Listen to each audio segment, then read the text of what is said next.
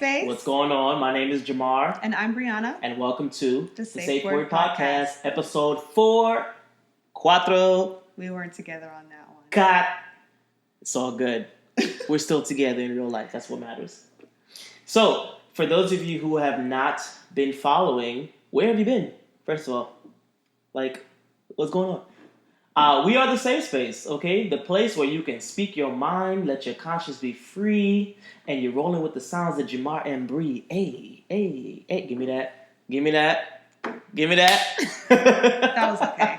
It was not good. like my rapping skills in episode 2, okay? Anyway, we have 3 awesome topics that we want to talk to you guys about. But first things first, we're going to go ahead and let you know what the safe word of the day is, okay? And the safe word for today is daffodil. Bing, bing, bing, bing, bing. Daffodil is our safe word. Daffodil is our safe word of the day. Okay, we're not going to spend too much time talking about the safe word procedures. You guys can definitely check out episode 1, 2, and 3 to learn about what the safe word is, why we use the safe word, and what the podcast really is all about. Okay, So we're going to jump right into the first question. Okay, the first question is the breadwinner the head of the household? Let me repeat that. Repeat it for him. Is the breadwinner... Say it louder for the... Okay, sorry. Is the breadwinner the head of the household? In other words, does the person with the most money make the rules? I think that's what we're trying to say here. Yeah. And if so, why not, right? Mm-hmm. You wanna? Nope, you go first. Well, the short answer is no. That's my short answer. The more detailed answer is, I think that the head of the household, in a nuclear family, because, not everybody has a male and a female in their household, but in the nuclear family, the head of the household is the man. Now, we were watching a very interesting conversation that Fantasia had on the Breakfast Club, and she was talking about, the queen being the neck and the king being the head, and how the king can't move his head without the queen because the queen controls the neck, and I think that's a great analogy. However, there is an order of, household structure that, the Bible clearly outlines, and I think successful relationships, they follow that model. As the head of the household, the man is the one that's going to be the protector, the provider, and whatnot. That being said, that doesn't mean that the man has to have all the money. There are plenty of successful relationships where the woman makes more money than the man. Or where the man is irresponsible or impulsive, like me, and the woman needs to control the finances. So just because you are the head of the household doesn't mean you're also the breadwinner. And just because you're the breadwinner, to me, doesn't mean that you're the head of the household. What you think, girl? Well, I'm going to just kind of address what you said about impulsivity, because I'm impulsive too. So we got a problem. We got a little bit of playlist. Let's cheers to impulsivity. Clank, clank. We got a little bit of a problem. One of us is going to have to fix that. It's not going to be me. So, anyway, I think I agree with you on that subject. I don't think the breadwinner is necessarily the head of the household. I know of a relationship, a marriage, where the woman is making more than the man, and the man is definitely the head of the household.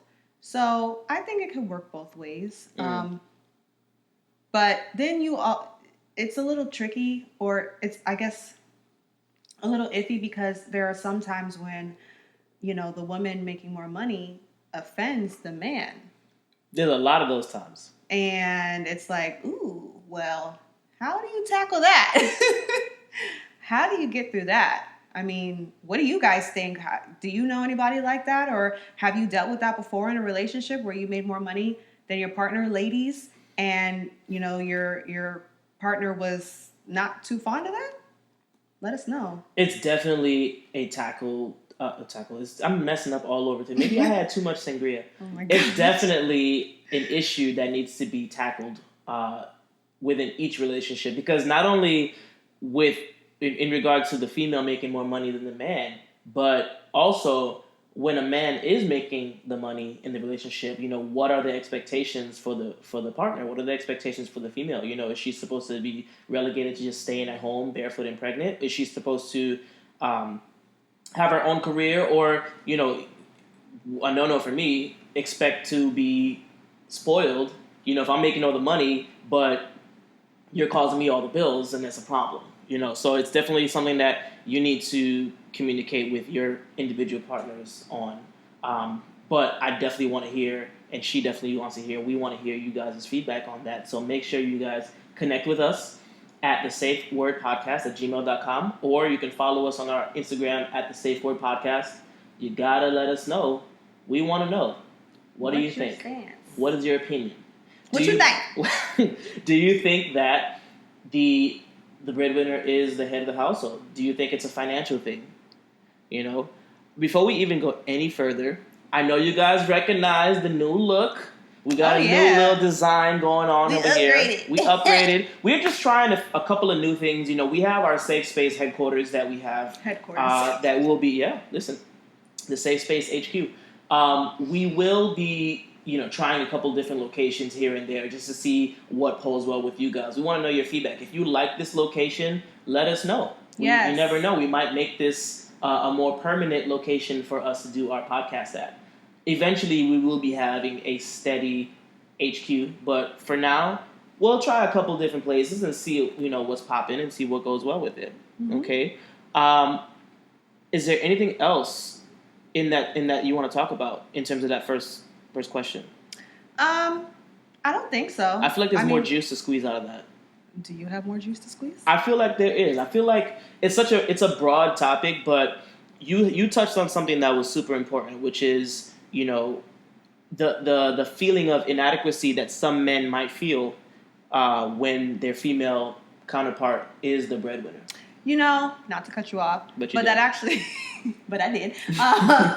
It reminds me of that movie that we recently watched, the Asian Hustlers? movie. No. That was a good movie. Y'all should see it. But shout out to J-Lo. The movie that the Asian girl was in.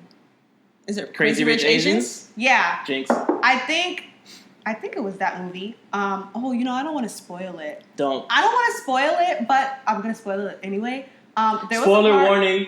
There was a part where I think it was the cousin or whatever. Anyway, it was a rich family. Mm-hmm. There was a woman, and she was a cousin of like the main character in the movie. And she obviously made a lot more money than her husband. And her husband never communicated that with her, never told her that, and he ended up cheating on her. And she was devastated, and it's like, boom, you have this huge dilemma, this huge problem, and nothing was ever communicated. And it was all based off of the fact that he felt insecure and inadequate because he was not making as much money as her. Well, just to clarify, it's not that it wasn't communicated. The fact that she made more money wasn't the thing that wasn't communicated. The fact that he felt emasculated was the thing that wasn't communicated. He felt as though and that was his own personal problem. He felt he was less of a man because he wasn't making he didn't more communicate money. That. No, but I want to clarify what he didn't communicate. He didn't communicate that he was feeling inadequate because he wasn't making the money. He wasn't the breadwinner in that relationship, just going back to our original topic. And he felt insecure because of that. And he felt insecure, right. And he ended up finding comfort in someone else. Some other broad. Yeah. Some other broad. Yeah. He felt as though he was inadequate, and he went to somebody else to find comfort. And that's unfortunate, because when you don't feel like you have that relationship where you can communicate effectively to your partner and feel confident, then it becomes a question of, well, whose fault is that? Is that your fault as the individual who feels insecure, or is that your partner's fault for not making you feel secure about not being the breadwinner? You know?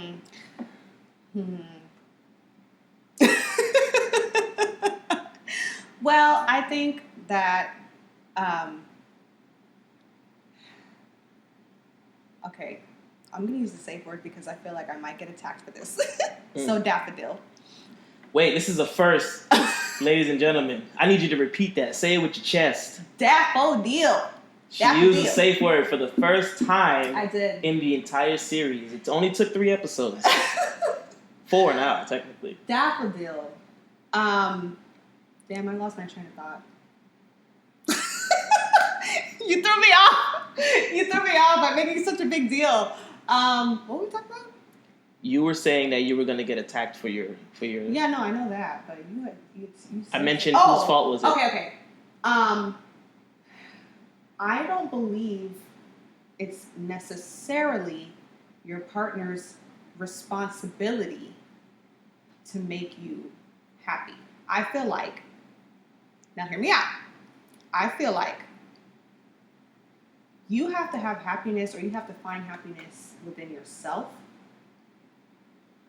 first, and then I feel like it'll be easier and more fluid to be happy with, your partner or in a relationship or something, because, your partner can do 100 things. They could take you out to eat. They could reassure you. They can make you feel secure.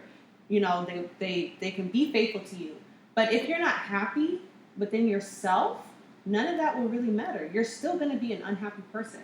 So, that's just my take. I agree 100%. I don't feel like I agree 100%. I don't feel like it's their sole responsibility. Now, don't get me wrong. That doesn't mean that they should be treating you like shit. But look, the responsibility of happiness, your own happiness, ultimately falls on your shoulders. Only you can truly make yourself happy. Somebody else can add to that, but if you can't find happiness in yourself, you're definitely not going to find it in somebody else. And it's toxic to expect someone else to be the source of your happiness. But and that's a topic. Selfish. It's a topic for another day, because we gotta keep it on focus. The breadwinner versus the head honcho. Yeah. De la casa. All right, next question. The next question that we got for you all is, do you believe that your friends are a reflection of you? Again, do you believe that your friends are a reflection of you?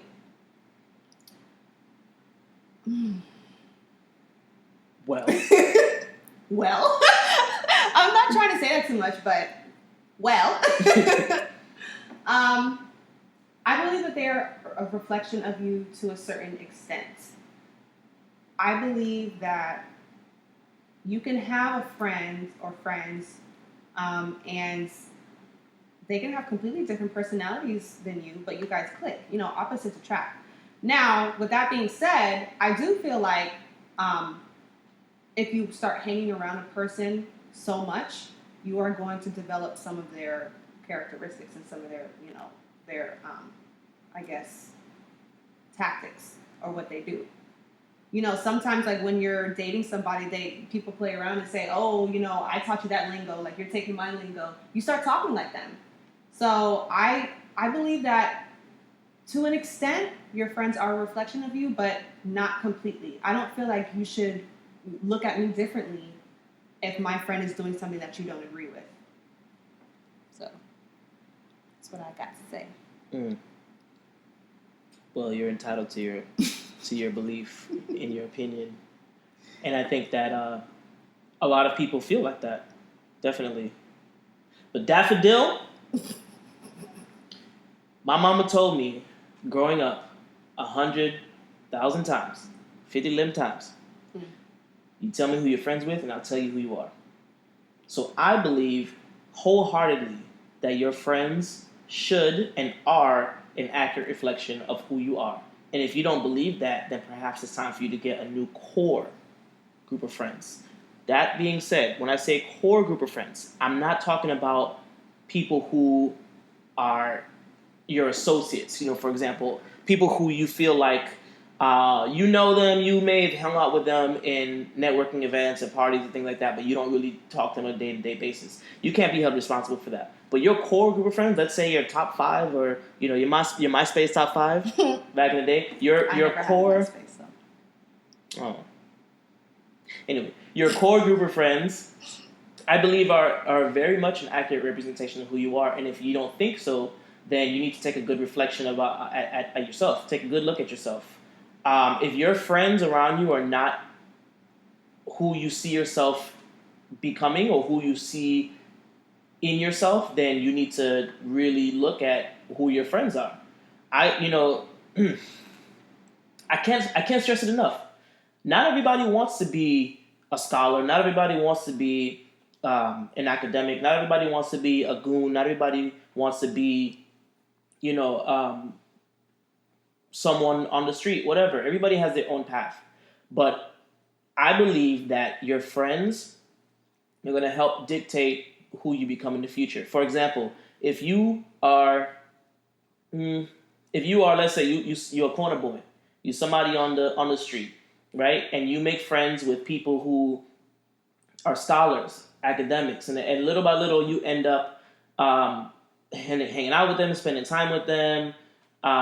Eventually you're going to adapt some traits from them and you're going to be better for it. Now, on the opposite side, if you're an academic and you start hanging out with a bunch of corner boys, then you are going to eventually become a corner boy or a corner boy affiliate. Your friends around you, if you hang out with 5 successful people, you're going to be the 6th successful person. If you hang out with 5 losers, for lack of a better term, you're going to become the 6th loser. And that's my personal opinion. That is not a reflection of the safe word per se. That's not a reflection of Brianna per se, but that's Jamar Jermaine's opinion, and I stand strong by that opinion. Your people around you can either push you towards where you want to be or hold you back. Period. So yeah, your friends are definitely a reflection, and they should be a reflection of who you are. 100%. 100%. I've had situations where something happened to someone, and it doesn't just get reflected on that one person. It gets reflected on the entire group. So even if you weren't the one that did it, let's say, you know what? Great example. I used to throw parties back in the day, and there was our second party that we had. There was an altercation, and one of us got into a fight in the middle of the party. Not only did it reflect poorly on that person, but it also reflected poorly on all of us, and we looked, kind of like, problem starters or whatnot. When it was only that one person, it was an isolated incident. However, it does reflect on the group, and that is what it is. You gotta take it how you want it. Take it how you live. Well, what do you guys think? Yeah. Let us know. What y'all think? Do you think that your friends should be or are a reflection of you? Do you think I'm old school? You think Brianna's a little bit more progressive? New school? New school? I mean, I'm gonna tell you straight up, from my vantage point, me being at my age and where I'm at in my life, I know that if Brianna was hanging around with a bunch of hood rats back when I first met her, I would never have approached her. Nothing wrong with hood rats, per se, but that's not who I want in my life. Everybody's entitled to their own preference. I feel like I'm gonna get some hate for this. I'm a hood rat on the low. I don't get it. That's my hood rat mating call. Moving on. So, you never heard a rat before? Rats go... Oh, is that what you were doing? I thought you were being a mouse.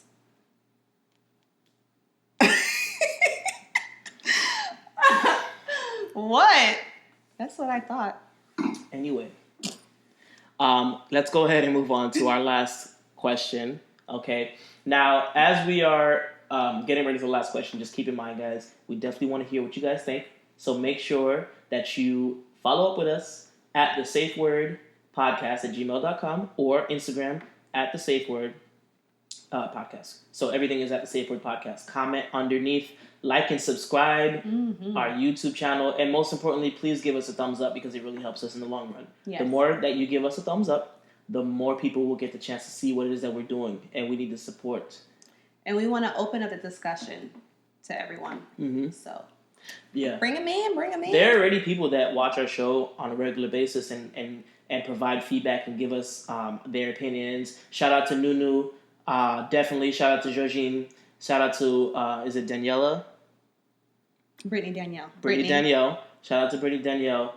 We appreciate all you guys' feedback. We see it. We talk about it amongst ourselves. And, just as an aside, I saw a YouTube recommendation on my video timeline yesterday from someone who I follow now, but it was like one of his first videos 10 years ago, and everything was completely different. His technology was lower than it is now. His video actual quality and his presentation quality was lower than it is now. But 10 years later, he is a boss, and he's getting like 2 to 3 million views per video.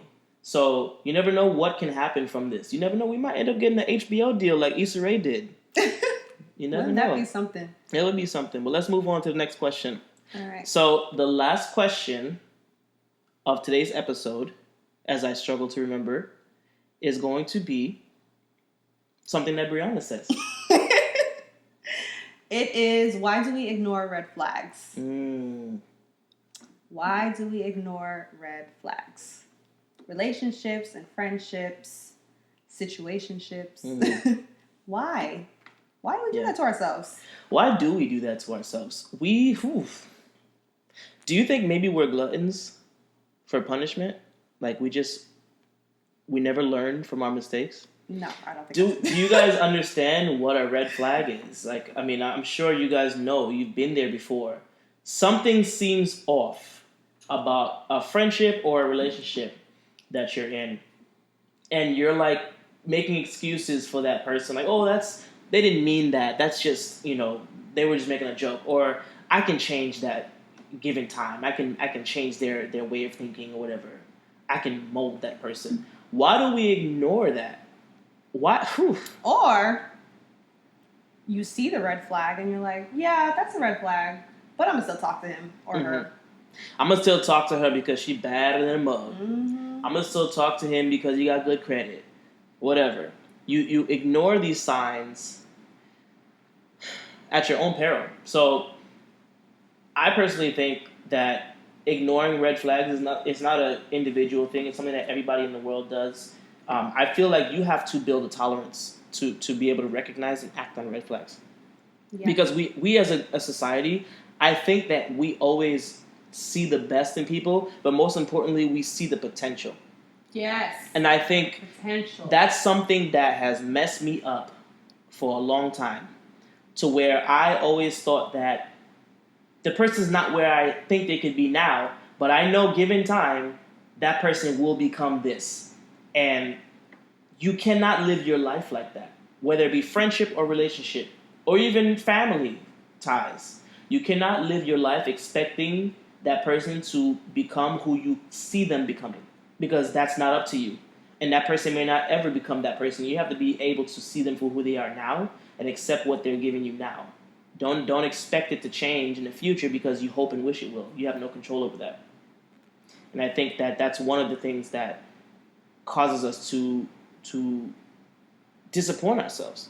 And before I pass the mic, there is a quote. I'm gonna try to remember it. It's not the quote that I'm gonna say another one. It's like, stop expecting you from other people. That was one of the quotes. And you know how you are. Whether you're a patient person, whether you're a forgiving person, whether you're extroverted, whatever. Stop trying to force your personality on other people and expect that they're going to be able to react the way that you want them to, because they're not necessarily.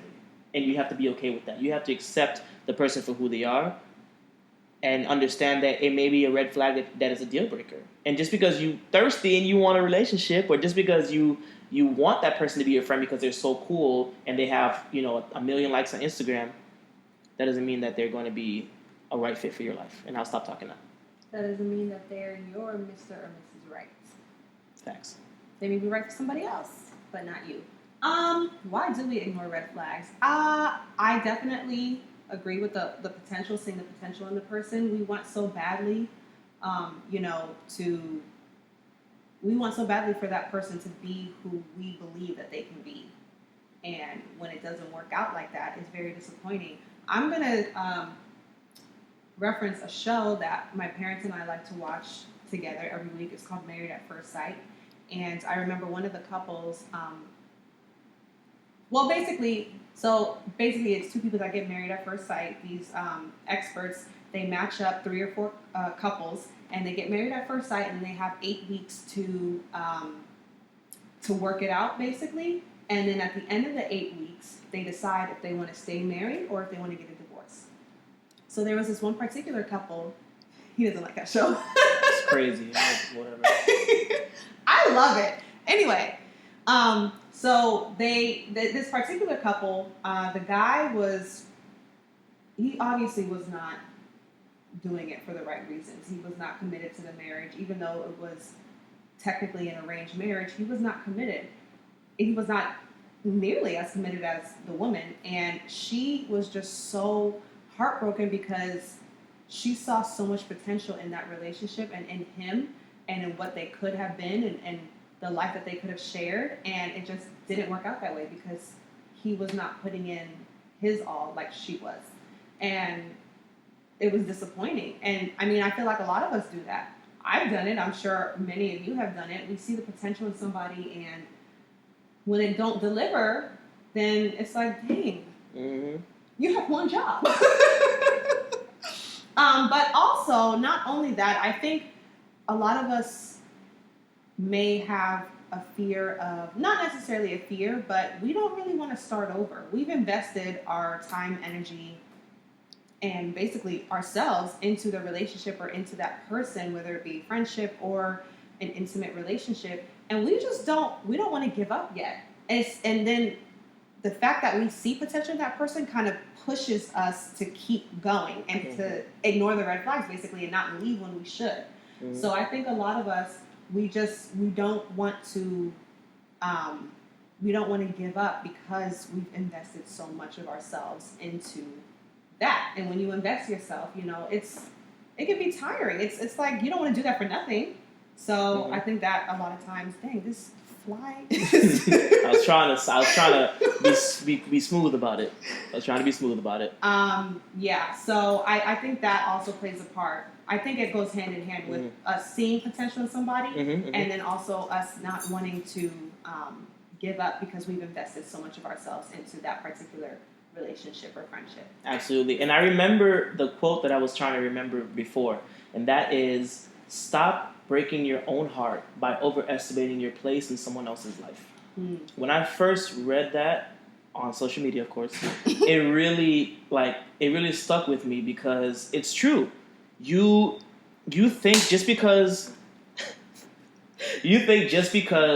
you think the world of someone else that they automatically think the same of you. And if they don't act like that, or if they don't at least act like they appreciate your friendship and you're ignoring these red flags, you're going to eventually break your own heart. And I think what happens a lot in our early adult years is we expect so much from people that are not ready to give us what we're looking for. Especially if you're on 2 different pages to begin with. I know, for example, from our very first time going out for drinks, very first date, we explained to each other what it was that we were looking for in that particular moment. And I think that that's very important, but that's also a conversation for another day. But had I had given her red flags, or she give me red flags, it's something that we would have really had to pay attention to and address, because we may not have been here a year and a half later doing this podcast. So, shout out to us. Shout out. Yeah, but what do you guys think? Why do you feel like we ignore red flags? Why do you feel like we overestimate our place in someone else's heart? And more importantly, what are some red flags? How about that? That's some homework for you guys. Yeah, what are some red flags? What are some red flags that you've can think of. Put it in the comment section. Or that you've experienced, that you've witnessed. Yeah. Or that what red flags have you given off? Mm-hmm. Yeah. Because, it's not always the other person just saying. Yeah, walks like a duck, talks like a duck. Quack, quack. All right. And with that being said, we are going to wrap up today's episode of the Safe Word Podcast. My name is Jamar. And I'm Brianna. And we'll see you next time. Bye. Bye.